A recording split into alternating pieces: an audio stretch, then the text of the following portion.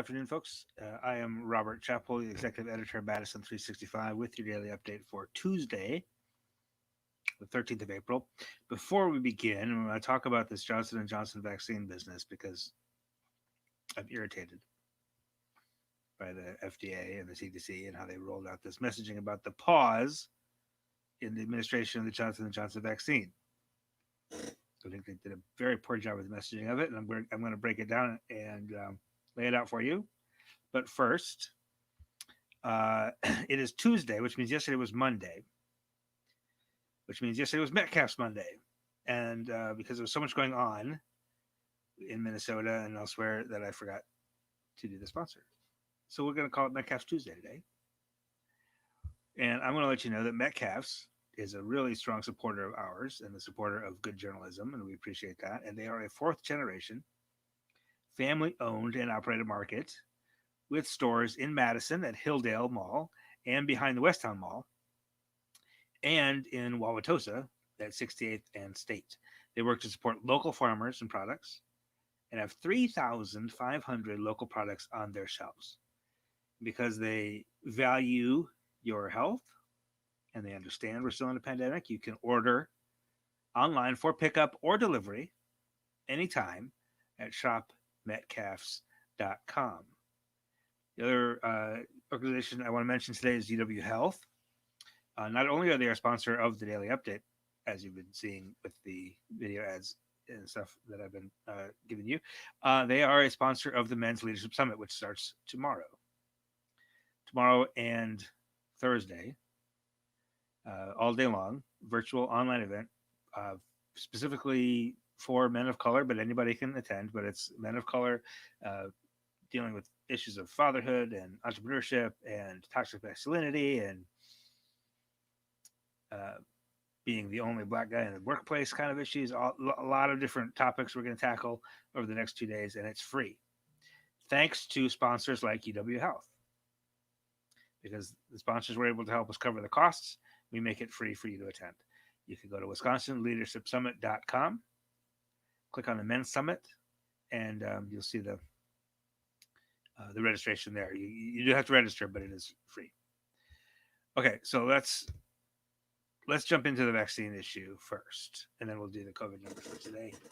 And then I'll have some updates for you from local news as well as there's some big news out of Brooklyn Center, Minnesota. We'll talk about after the break. Johnson & Johnson vaccine problem. You may be aware that what I've heard people saying is that Johnson & Johnson has pulled their vaccine or stuff like that. And that's not the case. The Federal Drug Administration and the Centers for Disease Control and Prevention today recommended, did not mandate, they recommended a pause in the administration of the Johnson & Johnson vaccine, which many local agencies have taken that recommendation and paused administration of that vaccine. That includes PHMDC, Public Health Madison-Dane County. That also includes the Boys and Girls Club, which here in Dane County, which has had a clinic at their Sun Prairie location last Saturday, and have another one scheduled for the next 2 Saturdays in a row, giving Johnson & Johnson vaccines. Why did they pause it? Or why did they recommend the pause? So far, just shy of 7 million doses of Johnson & Johnson have been given. Of those 7 million people, 6 people developed a particularly dangerous kind of blood clot. This many people out of 7 million. Now, this many people, that's a very important issue. That is less than 1 in a million. Okay? Now, are the FDA and the CDC recommending the pause because of that blood clot issue? Because they fear that the vaccine is dangerous? No. The issue is this is based on CDC statements. The issue is that this particular blood clot, which has affected 6 people out of 7 million, requires a specific kind of treatment. And I know nothing about the science. I know nothing about the medical side of this. I'm just buying what the CDC is saying. And the CDC is saying that this particular kind of blood clot is a different kind of blood clot than you would normally see. So it requires a slightly different treatment than other kinds of blood clots. So they're recommending a pause so that they're going to have a meeting tomorrow. The CDC is, and they're going to issue guidelines for how to treat this particular kind of blood clot. And once that those are put out, they'll be able to restart the vaccine again. It's not because the vaccine's unsafe. Let me say it again. The vaccine is safe. They're not pausing it because there's a safety problem. Crystal, that's a great question, and I'm going to get to that. The answer is no. It's not. I don't think it is. I think that's part of the problem, right? That it's not like other kinds of blood clots. There's a specific and different kind of treatment that this one requires. So they're going to have this meeting. They're going to put out some guidelines and they're pausing so that healthcare providers can prepare to administer this different kind of treatment in the literally 1 in a million chance that they might have to. Now, a lot of people on Twitter and other places have noted that literally 1 in a million is far fewer blood clots than are caused by birth control. Yet we're not recommending a pause in birth control. Right? So, but my understanding, again, this is me as a journalist, not as a medical professional. My understanding is that this type of blood clot is actually somewhat different than other blood clots that are caused by other medications, and therefore requires a different kind of treatment. So this pause is a pause to communicate. This is a pause so that healthcare professionals can get up to speed on, in the 1 in a million chance that you see this blood clot, here's this other way you have to treat it. Now, I used to be a PR guy, right? Messaging was my game for a long time. And they blew this messaging. Like, they failed to understand that we're all a little bit on edge right now. We have been for a year.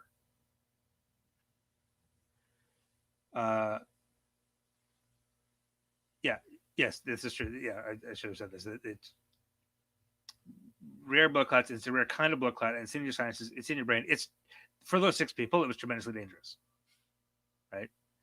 But 6 out of 7 million is still, like, there are going to be side effects in that tiny bit of people. But rolling it out, announcing it, we're recommending a pause in a tweet thread where your first tweet is, we're recommending a pause. And then there's like 6 more tweets explaining everything that I just told you. Nobody's reading that whole thread except nerds like me, right? A lot of people see that and freak out and realize and decide, nope.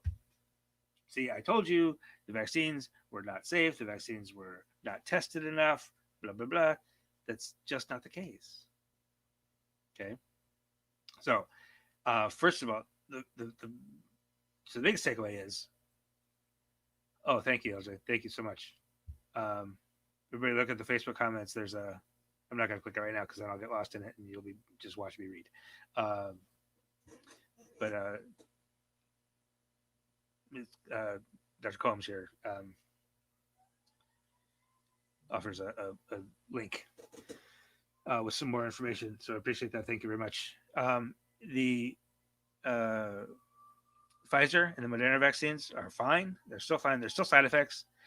There's still some side effects that are more than 1 in a million side effects. Right? But those are still going. The Johnson & Johnson should be still going, probably. But it's just been paused for a couple of days to reorient for this particular thing. Right? So don't worry about it. Don't freak out about it. Don't feel like vaccines are not safe, because they are.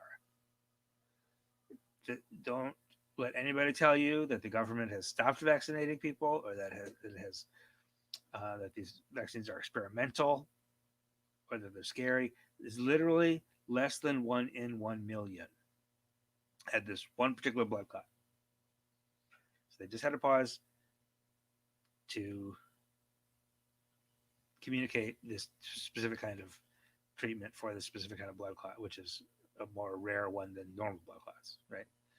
So that's the Johnson thing. Let's talk about the other vaccine though, because the on the vaccines broadly, there's pretty good news today. I'm gonna give you the good news before I give you the bad news today.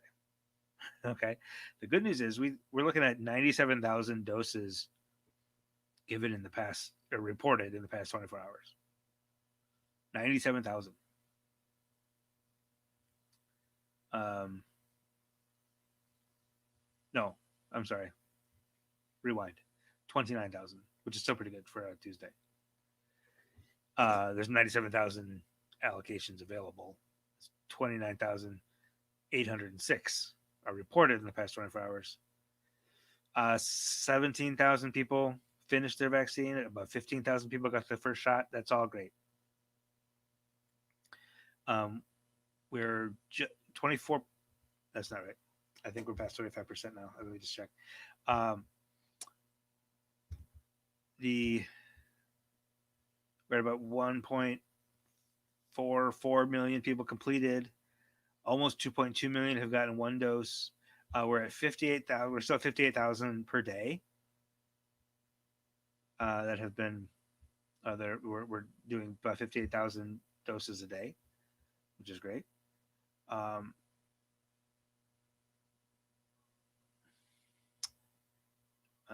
trying to see what are the percentages. No, I can't find it now. That's okay. Yeah, we're 56,000 a day. Yeah, so that's great. That's really good news.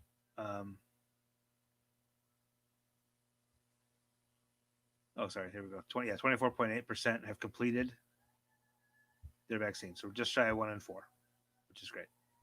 So the vaccines are going well. Unfortunately, the virus is also doing really well, which is bad news for people, right? The most new cases in one day that we've seen, at least since January. This might be the highest single day we've seen this year. Although early January was still like in the thousands, right? We're still coming down from the big spike. So today we had 1,222 cases out of only 4,200 tests. So we're like a 29% positive today. That's not great. Some of this is a little bit catch up because coming out of the weekend,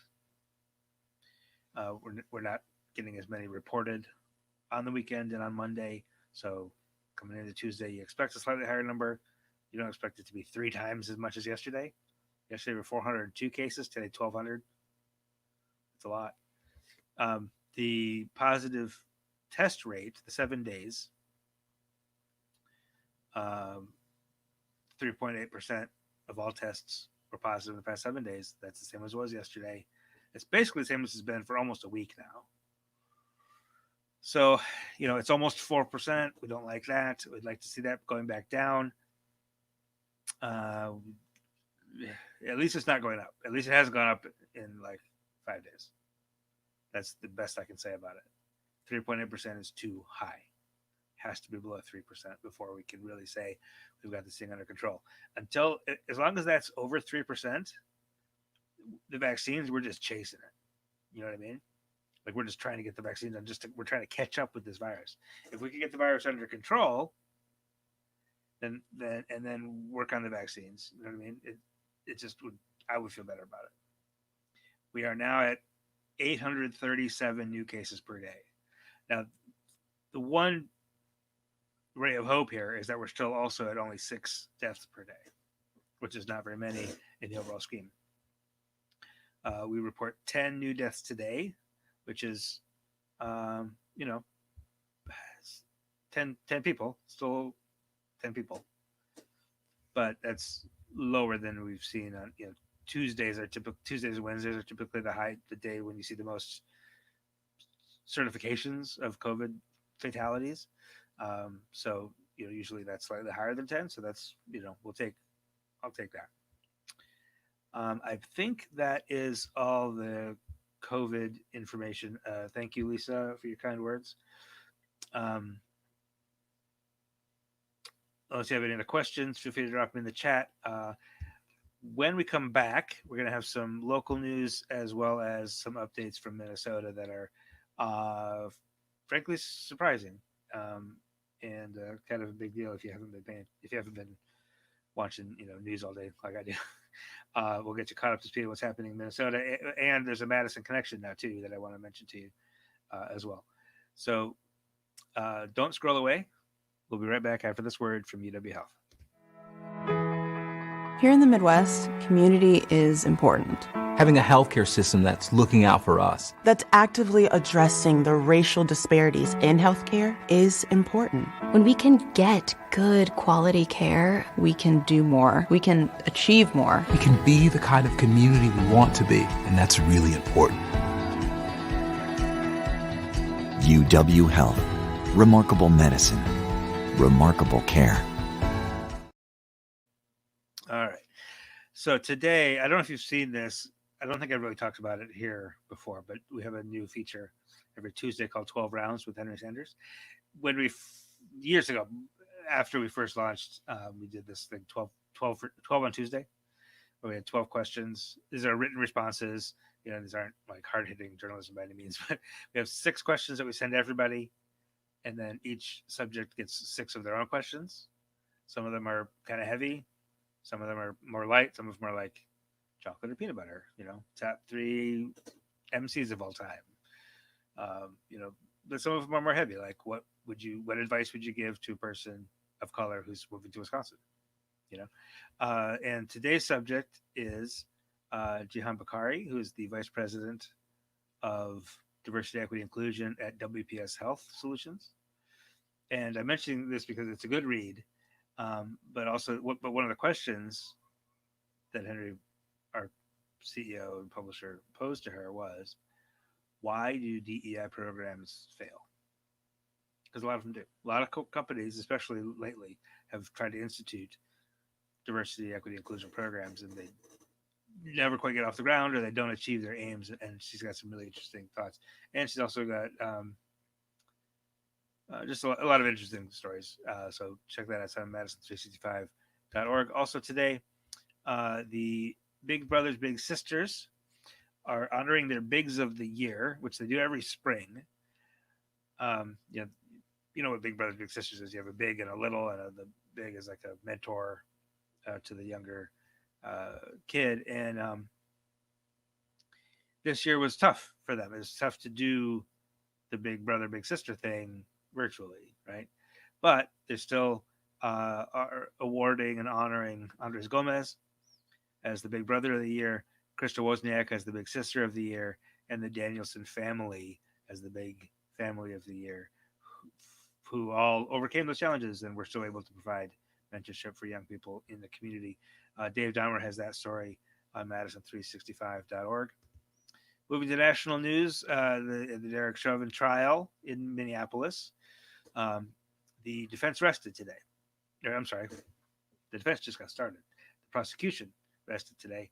After 11 days, 38 witnesses, prosecution handed the case over to the defense, who will try to make the case that it wasn't really Derek Chauvin's knee on George Floyd's neck that killed him, but it was other stuff. Or they've been trying to lay out this defense already, but they'll call witnesses and do that whole thing. And well, as long as we're talking about Minnesota, there was another press conference today in Brooklyn Center, Minnesota, where Daunte Wright was shot and killed on Sunday.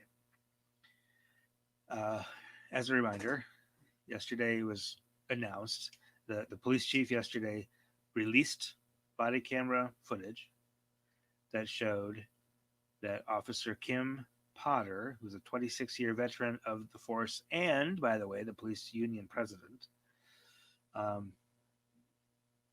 it looks pretty clear to me anyway that she thought she was holding a taser, and for some reason she needed to taser Dante Wright. I'm not sure that she did, but okay. And shot him instead, and he died. Uh, we saw yesterday criticism of the police chief, criticism of the city manager, who oversees the police department, for their handling of protesters on Sunday night. Since then, a lot has happened.